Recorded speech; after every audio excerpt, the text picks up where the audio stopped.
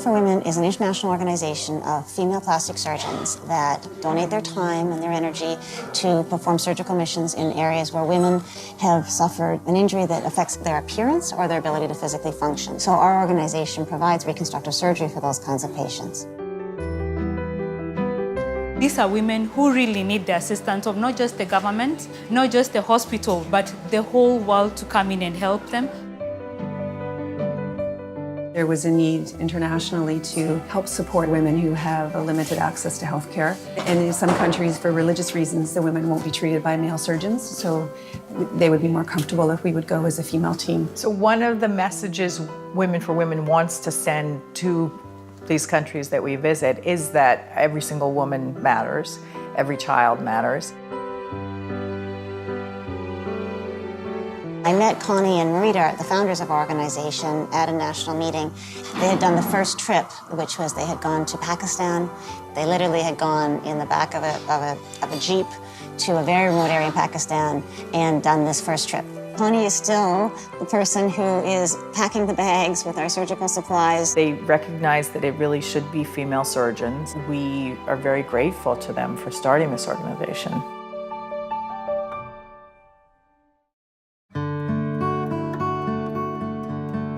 The collaboration has been great between Women for Women and Aga Khan and Muhimbili National Hospital. Over the next few days, we'll be operating on 35 women. They've all been hand-selected by Dr. Mreme and the team here. One of the most exciting things that's happening right now with Women for Women has been this really wonderful partnership with the Aga Khan Foundation. Locally, we have very few plastic surgeons. Probably we have 2 plastic surgeons in the whole country. So it's a great pleasure for us to have these plastic surgeons from United States and Canada. It's great working with them, and we are learning much from them. They have been just tremendously receptive to this collaboration, and I think it's also very much in line with their goals and values in terms of looking after women and children. And so what they do is they're able to reach out and help us identify the neediest of patients, but then bring them to the Aga Khan Hospital, which is really a state-of-the-art, fantastic surgical center. The care that we're able to provide in their hospitals is really superb. Technically, we're providing the kinds of skills that I would offer to someone if you were having surgery here in New York City. We have never witnessed this kind of surgeries before, and after these surgeries, these patients started coming for dressings, and when they were discharged, you see the difference. It was really a miracle.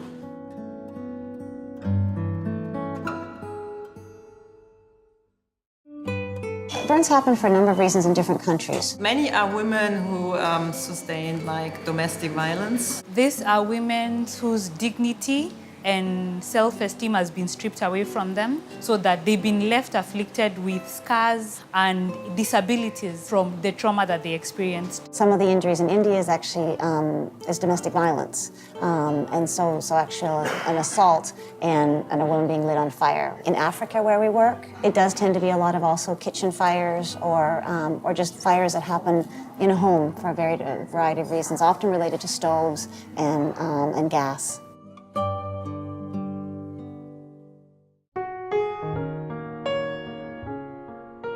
So if a woman has a burn or a child has a burn, if that burn is not treated, then what happens is as it's healing, at the joints, wherever the body will bend to allow the scar to contract, it gets stuck that way.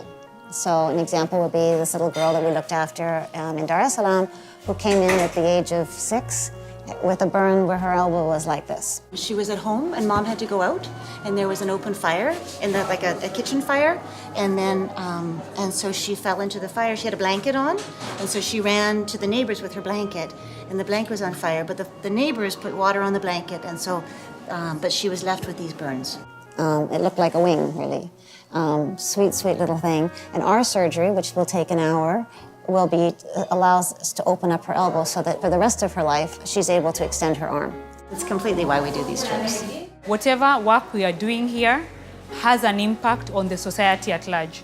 Children who couldn't open up their fists, couldn't open up their elbows to write, to pick up a spoon and eat, can now feed themselves. That independence, so that's what we have been able to give them back.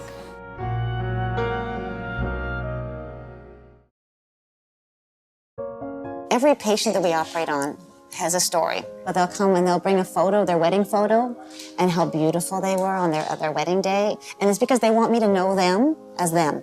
before the injury.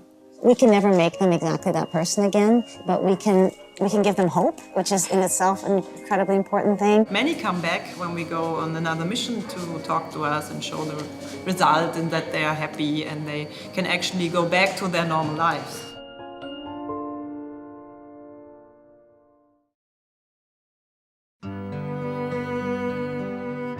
So I can think particularly of one young woman, Priska.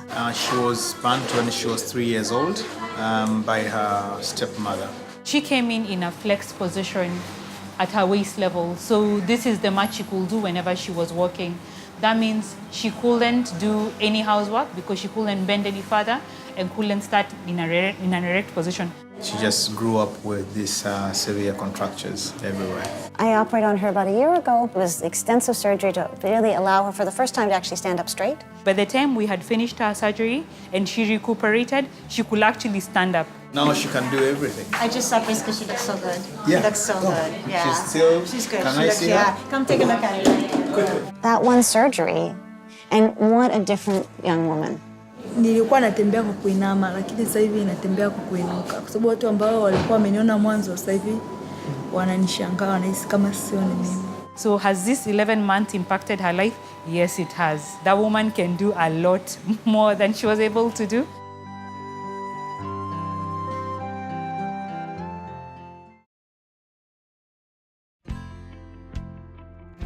I'm planning to keep on doing missions forever until I don't operate anymore. And then I'll carry the bandages. I think the potential for us to reach more women and also from an educational perspective to teach more local physicians is tremendous. In the countries that we visit, we have been very fortunate to partner with a lot of female doctors. Our preference would be to help train young doctors, so doctors who are in their residencies, and to the extent that we can partner with doctors in training or even medical students, we do. Yes, I think we are bringing hope and encouragement, and actually when you meet them the next time after the surgery, you can see that their lives have changed. You help a woman, you help her children, you help her family, you help her aging parents, because we know that women, when they are functioning well in their society, that lifts everybody up.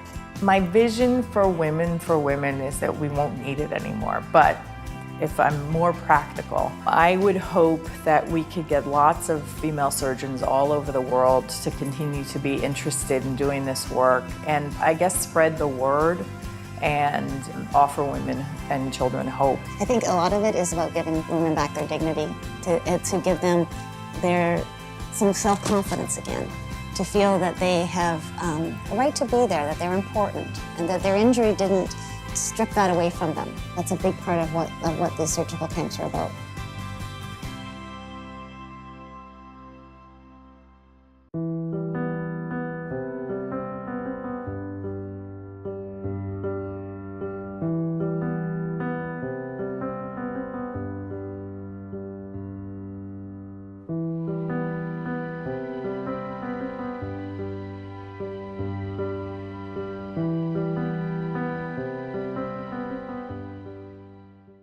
Asante.